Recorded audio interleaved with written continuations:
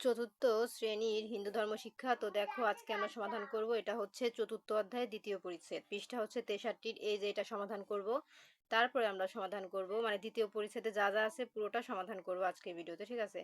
তারপরে দেখো আমাদের পৃষ্ঠা নাম্বার এই যে 68 পৃষ্ঠা, এই যে আমাদের এইগুলো আছে, এগুলো সমাধানের পর আমরা সমাধান করব এই যে 69 পৃষ্ঠার এই প্রশ্নগুলো, ঠিক আছে। তো পরবর্তীতে এই তৃতীয় পরিচ্ছেদের ভিডিও দেখার জন্য অবশ্যই সাবস্ক্রাইব মাই চ্যানেল। তো চলো আজকে আমরা চতুর্থ অধ্যায় দ্বিতীয় পরিচ্ছেদের পুরোটা সমাধান করে দেখা এবং বলে রাখি চ্যানেলটি সাবস্ক্রাইব করে দিতে, কারণ সাবস্ক্রাইব করলে কিন্তু আমি ভিডিও আপলোড করলে অটোমেটিক তোমাদের ফোনে ভিডিওগুলো পৌঁছে যাবে। সাবস্ক্রাইব করা থাকলে অটোমেটিক চলে যায়, সার্চ করাও লাগে না। তো চলো শুরু করি এবং বলে রাখি আমার ইউটিউবের বায়োতে আমার আরেকটি ইউটিউব চ্যানেলের লিঙ্ক এবং আমার একটি ফেসবুক পেজের লিঙ্ক দেওয়া আছে। ইউটিউব চ্যানেলটি সাবস্ক্রাইব এবং পেজটি ফলো করে আমার সাথে সরাসরি এখানেই কথা বলতে পারো। তো দেখো এখানে বলেছে ব্রহ্মার প্রণাম মন্ত্রটি সরলার্থ সহ সকলে মিলে আবৃত্তি করো। তো চলো আমরা এটার উত্তরটি, এই ব্রহ্মার প্রণাম মন্ত্রটি এবং সরলার্থ সহ সবাই আবৃত্তি করি, মানে লিখে দেখাই চলো।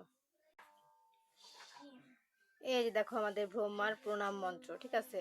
আর এই যে দেখো সরলার্থ এখানে কিন্তু দেওয়া আছে, উত্তর এখানে দেওয়া আছে, তাই আমি আর পড়লাম না, ঠিক আছে। তো তোমরা এখান থেকে মুখস্থ করে নিও। তো তারপরে আমরা চলে যাব পরবর্তী পৃষ্ঠার সমাধানে। তো দেখো পরবর্তী পৃষ্ঠাতে আমাদের আছে, এই যে দেখো এখানে আছে আমাদের 68 পৃষ্ঠা একটি কাজ। এখানে বলেছে নিজেকে সূচি করার জন্য তুমি যে কাজ করবে লেখো। মানে সূচি মানে কি, এই যে দেখো অভ্যন্তরীণ সূচি, মানে সূচি মানে কি পরিষ্কার পরিচ্ছন্নতার একটা কাজ, মানে এই যে অভ্যন্তরীণ সূচিটা এখানে লিখবো আর বাহিক্য সূচিটা আমরা এখানে লিখবো, ঠিক আছে। তো চলো এর উত্তরগুলো আমরা লিখে নিই। এই যে দেখো আমাদের প্রশ্ন দুইটাই যে এখানে, ঠিক আছে। আর নিচে দেখো এই যে আমাদের উত্তর দেওয়া আছে। এই যে হচ্ছে সমাধান, নিজেকে সূচি করার জন্য আমি যে কাজ করব তার নিচে লেখা হলো, এই যে দেখো তোমরা যে এখান থেকে লেখা শুরু করবা অভ্যন্তরীণ সুচিতা। হ্যাঁ, তো অভ্যন্তরীণ সুচিতা প্রথম ঘরে লিখবা, এটি হলো মনের পবিত্রতা। সব সময় সৎ চিন্তা করা, জ্ঞান লাভ করা, অপরকে হিংসা না করা, সকলের মঙ্গল কামনা করা প্রভৃতির মাধ্যমে মনের সুচিতা অর্জন করা যায়। তারপরে দেখো আছে হচ্ছে বাহিক্য সুচিতা। বাহিক্য সুচিতা হবে হচ্ছে বাইরের, যেমন বাহিক্য সুচিতা বলতে শারীরিক অর্থাৎ দেহ, পোশাক পরিচ্ছদ ও চারিদিকের পরিবেশ ইত্যাদি পরিচ্ছন্নতাকে বোঝায়, ঠিক আছে। তো এটা তোমরা দুইটা ঘরে দুইটা লিখে দিবা। তো দেখো আমাদের কিন্তু এটা কমপ্লিট। তারপরে চলে যাবো আমরা একটু নিচে। এই দেখো নিচে আমাদের ক নাম্বার আছে, সঠিক শব্দ দিয়ে শূন্যস্থান পূরণ করো। তো ঈশ্বর ড্যাশ, ব্রহ্মা ড্যাশ দেবতা। তো চলো 1 থেকে 5টি শূন্যস্থান আছে, আমরা এটার উত্তরের মধ্যে কি বসবে দেখে নেই।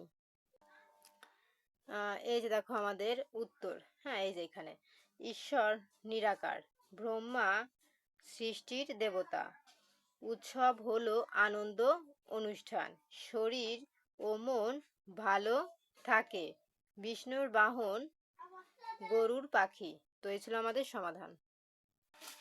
তো দেখো আমাদের কিন্তু এই শূন্যস্থানের উত্তর কমপ্লিট, ঠিক আছে। এখন আমরা দেখব এই খ নম্বরে বাম পাশের সাথে ডান পাশের বাক্যাংশের মিল করো। তো এখানে আছে দেব দেবী ঈশ্বরে, তো দেব দেবী ঈশ্বর এখানে কি হবে, কোনটার সাথে কোনটা মিলবে। তো চলো আমরা এটার উত্তর দেখে নেই।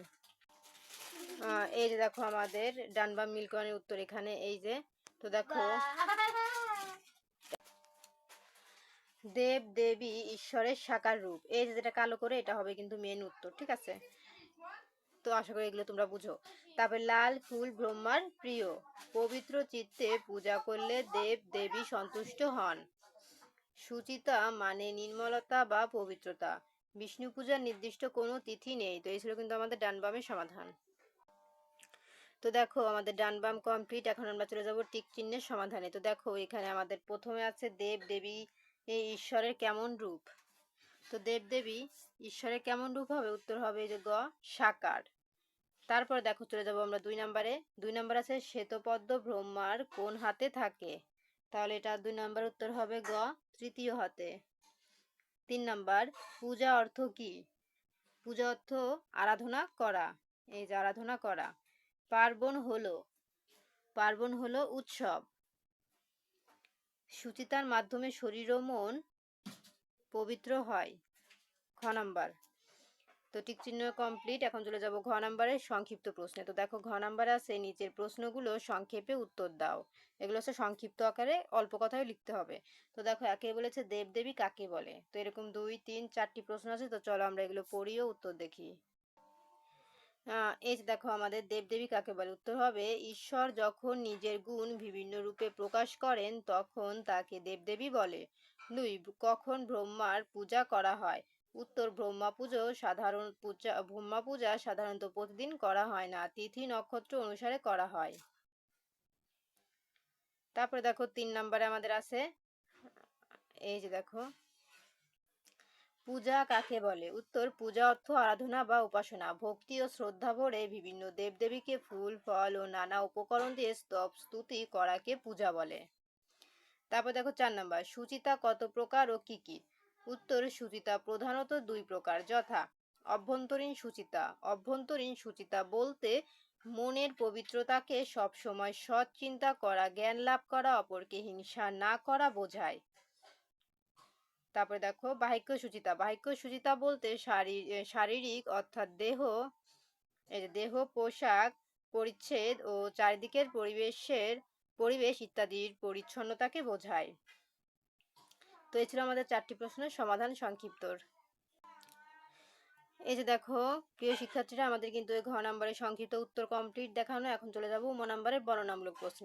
তো বর্ণনামূলক প্রশ্ন কিন্তু একটু বড় করে লিখতে হয়। তো দেখো একে বলেছে ব্রহ্মা সম্পর্কে তোমার ধারণার 5টি বাক্য লিখো। আর 1 থেকে 5টি প্রশ্ন আছে, চলো আমরা এগুলো পড়ি ও উত্তর দেখি। এই যে দেখো আমাদের প্রশ্ন এখানে যেটা বললাম যে ব্রহ্মা সম্পর্কে তোমার ধারণার 5টি বাক্য লেখো। তো উত্তর হবে ব্রহ্মা সম্পর্কে আমার ধারণা 5টি বাক্য হলো: 1. ব্রহ্মা সৃষ্টির দেবতা। 2. তিনি বিষ্ণু ও শিবের সঙ্গে ত্রিমূর্তিকে বিরাজমান। 3. তার 4টি মুখ ও 4টি বাহু রয়েছে। 4. লাল ফুল তার প্রিয়। 5. তিনি দেবতা, দানব ও মানবদের গুরু। তারপরে দেখো এখানে 2 নম্বর প্রশ্নে বলা আছে কিভাবে পূজা করা হয়। উত্তর পূজা হলো ভক্তি ও শ্রদ্ধা ভরে বিভিন্ন দেবদেবীকে আরাধনা বা উপাসনা করা। প্রথমে ফুল, তুলসী পাতা, বেলপাতা, চন্দন প্রভৃতি উপকরণ দিয়ে পুষ্পাঞ্জলি দেওয়া হয়। এরপর জল, ফুল, মিষ্টি ইত্যাদি নৈবেদ্য সাজিয়ে তাদের কাছে নিবেদন করা হয়। নৈবেদ্য নিবেদনের পর ধূপ দীপ জেলে আরতি করা হয়। সবশেষে তাদের স্তুতি ও গুণকীর্তন করে প্রণাম করতে হয়। পবিত্র চিত্তে ও একাগ্রভাবে এই পূজা সম্পূর্ণ করলে দেবদেবী সন্তুষ্ট হন। এখন দেখো আমাদের 3 নম্বর প্রশ্ন, পার্বণ বলতে কি বোঝায়? কয়েকটি পার্বণের নাম লেখো। উত্তর পার্বণ হলো উৎসব। উৎসব হলো আনন্দ অনুষ্ঠান, অর্থাৎ যে উৎসবগুলো পূজা অনুষ্ঠানকে আনন্দময় করে তোলে এমন ধরনের অনুষ্ঠানকে পার্বণ বলে। পার্বণগুলো হলো জন্মাষ্টমী, নববর্ষ, পৌষ সংক্রান্তি, চৈত্র সংক্রান্তি, নবান্ন ইত্যাদি। তারপরে দেখো এখানে 4 নাম্বার আছে সুচিতা সম্পর্কে 5টি বাক্য লেখো। উত্তর সুচিতা সম্পর্কে 5টি বাক্য হলো: 1. সুচিতা একটি নৈতিক গুণ এবং এটি ধর্মেরও অঙ্গ। 2. সুচিতা মানে নির্মলতা বা পরিচ্ছন্নতা। 3. প্রার্থনা উপাসনা যে কোনো কাজের পূর্বশত হচ্ছে সুচিতা। 4. সুচিতার মাধ্যমে শরীর ও মন পবিত্র হয়। 5. সুচিতায় শরীর ও মন ভালো থাকে, ফলে যে কোনো কাজে মনোযোগী হওয়া যায়। এখন দেখো আমাদের 5 নাম্বার, বিষ্ণুর প্রণাম মন্ত্র সরল স লেখো। এই দেখো বিষ্ণুর প্রণাম মন্ত্র, এই যে এটা হচ্ছে প্রণাম মন্ত্র আর এটা হচ্ছে তার সরল অর্থ। এই দেখো নমো ব্রহ্মণ্য দেবায় গ্রব্যাক্ষণ হিতাই চ জগদ্দিতাই কৃষ্ণাই গোবিন্দাই নমো নমো। আর সরল অর্থ হবে ব্রহ্মণ্য দেব বিষ্ণুকে প্রণাম, গো ব্রাহ্মণ এবং জগতের মঙ্গলকারী কৃষ্ণ ও গোবিন্দকে বারবার নমস্কার। তো দেখো প্রিয় শিক্ষার্থীরা, আমাদের কিন্তু নাম্বারের প্রশ্ন বর্ণনামূলক সবকটা উত্তর কমপ্লিট। এখন চলে যাব আমরা 3য় পরিচ্ছেদ। তো এটা আমার ভিডিও আমি পরবর্তী ভিডিওতে দেখাবো। তো 3য় পরিচ্ছেদের ভিডিও দেখার জন্য অবশ্যই সাবস্ক্রাইব মাই চ্যানেল।